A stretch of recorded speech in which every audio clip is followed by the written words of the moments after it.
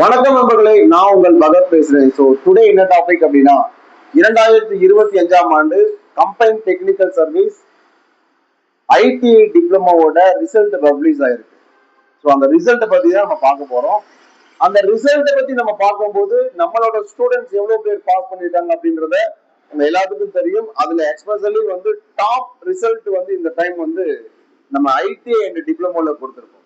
ITI டிப்ளமோல agriculture, அதாவது horticulture assistant horticulture officer, junior drafting officer, technical assistant. So இது மாதிரி நிறைய எக்ஸாம், நிறைய டிபார்ட்மெண்ட்டுக்கு உண்டான எக்ஸாம் நடந்துச்சு.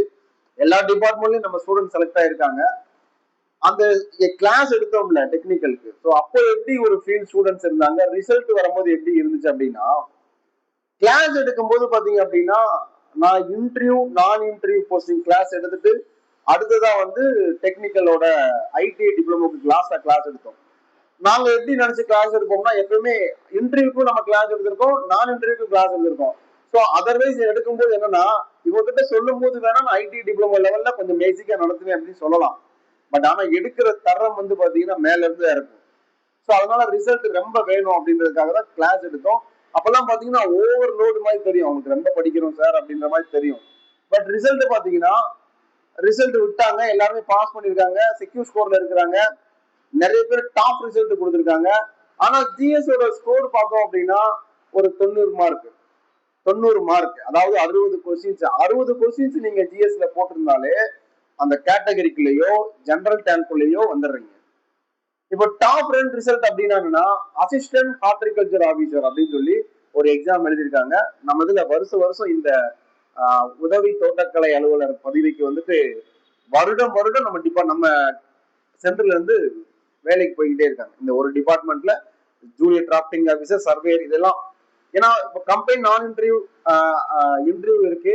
இந்த ஐடி டிப்ளமோ லெவல்ல ஹார்டிகல்ச்சர் டிபார்ட்மெண்ட் வருஷம் கால்ஃபர் ஆகிட்டு இருக்கு. ஸோ அதுல வருஷம் நம்ம ஸ்டூடெண்ட் நிறைய பேர் போறாங்க. அதுல ஒருத்தர் என்ன பண்ணியிருக்காரு அப்படின்னா ஓவரால் ரேங்க் 5th, அவரோட கம்யூனல் ரேங்க் 1st. சரியா, overall rank 5th, communal rank 1st. கண்டிப்பா அவருக்கு சொந்த ஊர்லயே போஸ்டிங்ஸ் கிடைக்கும். சரியா சார், எது சார் சொல்றீங்க அப்படின்னா, அவரோட ஜிஎஸ் ஸ்கோர் எல்லாம் பாத்தீங்க அப்படின்னா ஒரு 60 கொஸ்டின்ஸ் தான், 59 கொஸ்டின், 60 கூட கிடையாது, 59 கொஸ்டின்ஸ். அந்த 59 கொஸ்டினுக்கு ஓவரால் ரேங்க் 5th வந்திருக்கு அப்படின்னா அவங்க மேஜர் கொஞ்சம் செக்யூர் ஸ்கோர்ல 235 வரை கிடைச்சிருக்காங்க. சரியா, 230 சம்திங். சரியா, நான் என்ன சொல்றேன் அப்படின்னா, நான் இன்டர்வியூ பொறுத்த வரைக்கும் ஜிஎஸ் இந்த ஸ்கோர் எடுத்தாலும் கேட்டகரியில ரேங்க் பின்னாடி போகுது. ஆனா ஐடிஐ டிப்ளமோல அந்த போஸ்டிங்குள்ளயும் செக்யூர் ஸ்கோருக்குள்ளயும் நம்ம பணி நியமன ஆணை வாங்குறதுக்குள்ளயும் நம்மளோட ஸ்கோர் வருது அப்படின்னா, இங்க ஐடிஐயும் டிப்ளமோ படிக்கிற ஸ்டூடெண்ட் ஜிஎஸ் மேல இம்பார்ட்டன்ட் கொடுக்கறது இல்லை. உண்மை அதுதான். அப்ப காம்படிஷன் இந்த இடத்துல குறையுது. நம்ம ஸ்டூடெண்ட்ஸ் என்ற அத்தனை பேருமே பாஸ் பண்றான், வேலைக்கு போறான் அப்படின்னா ஜிஎஸ் யாரெல்லாம் இங்க ஜாயின் பண்றாங்களோ அவங்க எல்லாம் செக்யூர் ஸ்கோர்ல இருக்கிறாங்க. எங்க காம்படிட்டரா இருக்குன்னா வழக்கம் போல சிவில் டிபார்ட்மெண்ட்ல காம்படிஷன் எப்பயுமே இருக்கும். சிவில் டிபார்ட்மெண்ட் 2018ல இருந்து நாங்க சிவிலுக்கும் தனியா எடுக்கிறதுனால அவங்களுக்கு காம்படிஷன் இருக்கும். ஆனா இந்த டைம் பாத்தீங்கன்னா ஐடிஐ டிப்ளமோல ஜிஎஸ் 60 கொஸ்டின் அடிக்கிறான், அவன் டாப் ஸ்கோரா இருக்கிறான் அப்படின்னா, அப்ப ஜிஎஸ் யாரும் ஐடிஐ டிப்ளமோ படிக்கிறவங்க கேர் எடுத்து படிக்கிறது இல்லை. அவங்க எல்லாம் 40 கொஸ்டின், 35 கொஸ்டின், 42 கொஸ்டின் அப்படி எடுத்து வருமா வராதா அப்படின்ற நிலைமையிலதான் அவுட் ஆஃப்ல உள்ள ஸ்டூடெண்ட்ஸ் நம்ம கிட்ட போன் பண்ணி பேசுறாங்க. பட் நம்ம ஸ்டூடெண்ட்ஸ் எல்லாருமே நார்மலாவே 60 கொஸ்டின் அடிச்சிடறாங்க. அப்ப இந்த இடத்துல நான் என்ன பதிவு பண்ணணும் அப்படின்னா, தயவு செய்து company technical service diploma and IT level students எல்லாரும் கவனிச்சுக்கோங்க. நீங்க ஜிஎஸ் படிச்சா மட்டும்தான் வேலைக்கு போவீங்க. ஜிஎஸ் படிச்சவன் பூரா வேலைக்கு போயிருக்கான். என்ன பொறுத்தவரை சொல்லணும் அப்படின்னா, ஜூனியர் ட்ரைனிங் ஆபீசர்ல டாப் கேட்டகரி நம்ம ஸ்டூடெண்ட் தான், IT student. Agriculture assistant horticulture officer top student நம்ம ஸ்டூடெண்ட் தான். ஜேடிஓலையும் டாப் ஸ்டூடெண்ட் நம்ம ஸ்டூடெண்ட் தான். அப்ப இந்த ஐடிஐ இந்த அக்ரிகல்ச்சர் டிபார்ட்மெண்ட்ல டிப்ளமோ லெவல்ல இருக்கிறவங்க, ஐடிஐ லெவல்ல இருக்கிறவங்க ஜிஎஸ் படிச்சா அவங்களுக்கு வேலை கன்ஃபார்ம் அப்படின்றது இந்த இடத்துல பதிவு பண்றாங்க. செகண்ட் என்ன பண்றாங்கன்னா, இன்ஜினியரிங் டிபார்ட்மெண்ட்ல போய் ஒரு 4 வருஷம் படிச்சுட்டு கிளிக் பண்ணி பார்க்கல வரல அப்படின்றவங்களையும் அடுத்து அவங்க என்ன பண்றாங்கன்னா டிப்ளமோ கோர்ஸ் ஏதாவது ஒண்ணு பண்றாங்க, ஐடிஐ ஏதாவது ஒண்ணு பண்ணி எக்ஸாம் எழுதுறாங்க. அவங்க ஜிஎஸ் வந்து நம்ம கிட்ட ஜாயின் பண்ணி வேலைக்கு போயிருக்காங்க.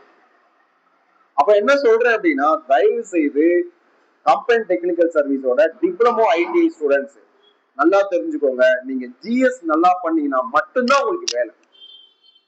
ஜிஎஸ் அவன் இன்டர்வியூ போஸ்டிங், நான் interview posting, diploma ID level ஒண்ணு போல கேட்கறாங்க. கொஞ்சம் ஒரு 10% தான் கஷ்டமா கேட்கறாங்க. மற்றபடி எல்லாமே சேம் லெவல் கேட்டகரியில தான் வருது. அப்போ அசிஸ்டன்ட் ஹார்டிகல்ச்சர் ஆபீசர்ல ஓவரால் 5th ரேங்க் நம்ம ஸ்டூடெண்ட், கம்யூனல் ரேங்க் அவங்களோட கம்யூனல் ரேங்க்ல ஃபர்ஸ்ட் ரேங்க் நம்ம ஸ்டூடெண்ட். இவர் ஜிஎஸ் கொஸ்டின்ஸ் நம்ம கிட்ட படிச்சவர் டாப் ஸ்கோர். அடுத்து ஒண்ணு 10 வருஷமா ஃபாரின்ல வேலை பார்த்து நம்ம கிட்ட ஆன்லைன் படிச்சு எப்படியாவது கவர்மெண்ட் வேலை, தமிழ்நாடு அரசுல கவர்மெண்ட் வேலை வாங்கணும் அப்படின்னு சொல்லி ஒரு ஸ்டூடெண்ட் படிச்சு ஜூனியர் ட்ரைனிங் ஆபீசர், அதுல அவர் டாப் ஸ்கோர். நம்மளோட ஸ்டூடெண்ட் அவர் எழுதின முதல் எக்ஸாம். 10 வருஷமா ஃபாரின்ல வேலை பார்க்கறாங்கன்னா அவங்களோட மைண்ட் செட் எப்படி இருக்கும்? நம்ம சம்பாதிக்கிறோம், வீடு கட்டுறோம், நம்மளோட ஃபேமிலி பார்க்கிறோம், அடுத்து என்ன பண்ண போறோம் அப்படின்ற ஒரு மைண்ட் செட்குள்ளே இருந்து நம்மளோட 4:30 ஆன்லைன் கிளாஸ் நோட் பண்ணிக்கோங்க. காலையில 4:30 ஆன்லைன் கிளாஸ் அட்டன் பண்ணி அவங்க டாப் ஸ்கோர் கொடுத்திருக்காங்க ஜூனியர் ட்ரைனிங் ஆபீசர். அவங்க எழுதின முதல் எக்ஸாம் பணி நியமனம் விரைவில் அவங்களுக்கு பெற்றுவாங்க. ஜூனியர் டிராஃபிங் ஆபீசர்லயும் அப்படிதான்.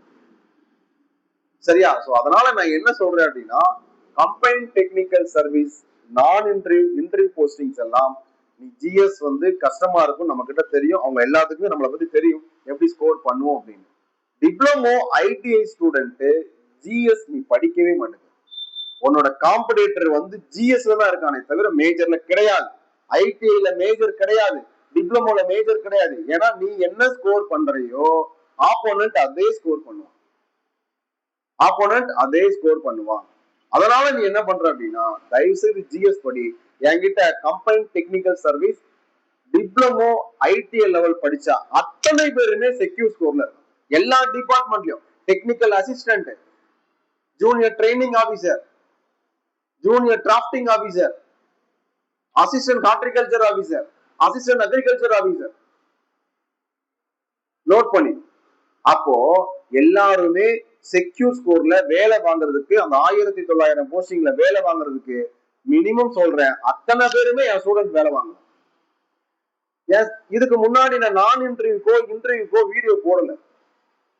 எல்லாரும் பாஸ் பண்றாங்க, செக்யூர் ஸ்கோர்ல இருக்கிறாங்க. அவங்களோட ஸ்கோர் எல்லாம் 120 வரைக்கும் போகும், 120 110 வரைக்கும் அடிக்கும். அவங்க ரேங்க் பாத்தீங்கன்னா ஒரு இந்த 10 ரேங்க்ல வருவாங்கன்னு நினைச்சுக்கோங்க. ஆனா 60 கொஸ்டின் போட்டு டாப் ஸ்கோர் வருது அப்படின்னா ரிசல்ட்டை தீர்மானிக்கிறது ஜிஎஸ். அதுல அந்த 10 வருஷமா ஃபாரின்ல ஒர்க் பண்ணி இப்ப பாஸ் பண்ணிருக்காருல்ல, அவர் என்கிட்ட சொன்னது, நான் எழுதின முதல் எக்ஸாம் இது சார், நான் அட்டன் பண்ற முதல் கிளாஸ் உங்களோட கிளாஸ் சார், என்னை இவ்வளவு சீக்கிரமா வேலைக்கு போக வச்சதுக்கு உங்களுக்கு தேங்க்ஸ் சார் அப்படின்னு. அப்ப என்னோட ஆன்லைன் கிளாஸ் 4:30 கிளாஸ் எவ்வளவு வேல்யூபுல்லா இருக்குன்றத நீ புரிஞ்சு. சீரியஸா சொல்றேன், நீ ஜிஎஸ் கேர் எடுக்கவே மாட்டேங்க. இன்னைக்கு நான் மறுபடியும் சொல்றேன், ஐடிஐ போஸ்டிங் ஆர்டர் வாங்கும் போது நான் ஸ்டேட்டஸ் போடுறேன். இப்ப ரீசெண்டா ஸ்டேட்டஸ் எல்லாம் பாத்துருந்தீங்கன்னா நான் டாப் ரிசல்ட் மட்டும் போடுவேன். 2 ரிசல்ட் மட்டும் போட்டிருப்பேன். ஒண்ணு 10 வருஷமா ஃபாரின்ல வேலை பார்த்தவர், அவரோட ஸ்டேட்டஸ் போட்டிருப்பேன், அவர் சொன்ன வாய்ஸ் ரெக்கார்டு. பிளஸ் ஏஹெச்ஓல 60 கொஸ்டின் எடுத்து ஃபர்ஸ்ட் ரேங்க், தமிழ்நாட்டுல ஃபர்ஸ்ட் ரேங்க் எடுத்த ஸ்டூடெண்ட்டை வந்து ஸ்டேட்டஸ் போட்டிருப்பேன். புரியுதுங்களா? சோ அப்போ நீ எங்க வேணாலும் இருக்கிற இடத்துல இருந்து காலையில 4:30 கிளாஸ் அட்டன் பண்ணி உன்னை நான் போஸ்டிங் வாங்க வைக்கிறேன், நான் பல தடவை சொல்லிட்டு இருக்கேன். ஆனா நீ வந்து அதை கேர எடுத்துக்கிற மாட்டேங்க. சில பேர் எல்லாம் முடிச்சதுக்கு அப்புறம் போன் பண்ற. ஒரு குடும்பம் 4 பேர் இருக்கான், 4 பேரும் என்கிட்ட படிச்சு கம்பைன் டெக்னிக்கல் சர்வீஸ் ஒவ்வொரு டிபார்ட்மெண்ட்ல ஒரு போஸ்டிங் இருக்கான். ஒரு குடும்பத்துல உள்ள 4 பேர். ஹார்டிகல்ச்சர் ஆபீசர் 2 பேருமே ஒரே பதவி. 2023 அக்கா, 2025 தம்பி, ஒரே பதவி தான். நம்ம கிட்டதான் ஜிஎஸ் படிச்சாங்க. அதனால வந்து ஜிஎஸ் ஓட வேல்யூ தெரியாம இருக்காத. ஜிஎஸ் தான் தீர்மானிக்கும். மற்ற அகாடமிக்கும் என்னோட அகாடமிக்கு என்ன வித்தியாசம்ன்றத சொல்லிடுறேன். அவங்க எல்லாம் சொல்லி கொடுத்தாங்கன்னா படிக்கிறது உன்னோட வேலையா இருக்கலாம், டெஸ்ட் போடுறது உன்னோட வேலையா இருக்கலாம், அழகா நடத்துறது அவங்களோட வேலையா இருக்கலாம்.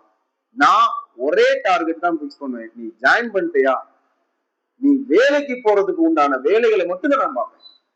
நான் அட்ராக்டிவா கிளாஸ் எடுக்கிறேன், அட்மாஸ்பியர் கொடுத்து டெஸ்ட் போடுறேன், நான் வந்து பயங்கரமா ஸ்டூடெண்ட் என்கரேஜ்மெண்ட் பண்றேன், மோட்டிவேட் பண்றேன் அப்படின்றதெல்லாம் தாண்டி ஒன்ஸ் நீ உள்ள வந்துட்டா நீ என்கிட்ட என்ன எதிர்பார்ப்ப? வேலைக்கு போகணும்னு எதிர்பார்ப்ப. பஸ்ல போற, கண்டக்டர் காசு கொடுக்குற, டிக்கெட் வாங்குற, கண்டக்டர் உங்ககிட்ட என்ன கேட்பாரு? ஐயா இந்த இடத்துக்கு போனீங்கயா அப்படின்னு நீ சொல்லுவ. அவர் அந்த இடத்துக்கு வந்து விசில் அடிப்பாரு, நீ இறங்கிடும். அதுதான் என்னோட வேலை. புரியுதுங்களா? சோ அப்ப என்ன இங்க ப்ரொசீஜர் அப்படின்னா, நீ ஜாயின் பண்றது எது? வேலைக்கு போகணும். நான் சொல்றது உன்னை என்னோட வேலை எது? உன்னை வேலைக்கு அனுப்புறது. இந்த கண்டென்ட்டுக்குள்ளதான் நம்ம நிக்கணும். புரியுதுங்களா? இந்த எக்ஸாம்ல பாடர்ல போச்சு, அடுத்த எக்ஸாம்ல பிடிச்சிரும் அப்படின்லாம் சொல்றீங்கல்ல. நான் ஜஸ்ட் ஒரு மோட்டிவ் கொடுக்குறேன், சார் தப்பா பேசுறாரு அப்படின்னு நினைக்காத. ஒன்ஸ் நீ உட்காந்துட்ட அப்படின்னா அந்த இடத்துல கிளியர் பண்றதுக்கு உண்டான எல்லா வேலைகளையும் பார்க்கணும். ஒன்ஸ் நீ மிஸ் பண்ணிட்டு மறுபடியும் போய் மோதி அது 1 இயர், அதாவது கம்பைன் டெக்னிக்கல் சர்வீஸ் இந்த 3 வருஷமா ஒழுங்கா வருது. இல்ல அப்படின்னா ஒரு 2-3 வருஷம் பிரேக் போட்டாங்க அப்படின்னா அந்த 2-3 வருஷம் சம்பளத்தை மட்டும் நீ நோட் பண்ணி. ஓகேவா? சோ அதனால சொல்றேன், கம்பைன் டெக்னிக்கல் சர்வீஸோட ஜிஎஸ் பகத் அகாடமியில அழகா சொல்லி தரோம். அத்தனை பேரையும் வேலை வாங்க வைக்கிறோம், அத்தனை பேரையும் வேலை வாங்க வைக்கிறோம். புரியுதுங்களா? சர்வ சாதாரணமா நீ உட்கார்ந்து இருக்க இடத்துல உன்னோட போன்ல கூகுள் மீட்ல கிளாஸ் எடுத்து உனக்கு இவ்வளவு செக்யூர் ஸ்கோர் கொடுத்து உன்னை பணி நியமன ஆணையம் பெற வைக்கணும் அப்படின்னா அதுக்கு நான் எவ்வளவு ப்ரிப்பேர் பண்ணணும், ஒவ்வொரு கொஸ்டினை எவ்வளவு அனலைஸ் பண்ணணும், உனக்காக நான் எவ்வளவு மணி நேரம் படிக்கணும் அப்படின்றது எனக்கு மட்டுமே தெரிஞ்சாது, என்னோட டீமுக்கு மட்டுமே அது தெரிஞ்சது. அதனால இந்த combine technical service diploma and IT லெவல்ல அடுத்த வரக்கூடிய 2026ல யார் ஜிஎஸ் படிக்கிறியோ அவங்க மட்டும் தான் வேலைக்கு போகணும். மேஜர் வந்து உனக்கும் அவனுக்கு 5 கொஸ்டின் தான் டிஃபரெண்டா இருக்கு, படிச்சவனுக்கும் படிக்காதவனுக்கும், லிபரலா படிச்சவனுக்கும். ஓகேவா? சோ அதனால ஜிஎஸ் கிளாஸ் நாங்க ஸ்டார்ட் பண்ணிட்டோம். கம்பைன் இன்டர்வியூ போஸ்டிங், நான் interview posting and diploma and IT லெவலுக்கு மிக விரைவா வந்து கிளாஸ் அட்டன் பண்ணி வேலை வாங்குவாங்க. சரியா? Okay, thank you and thank you so much and this goes Ram.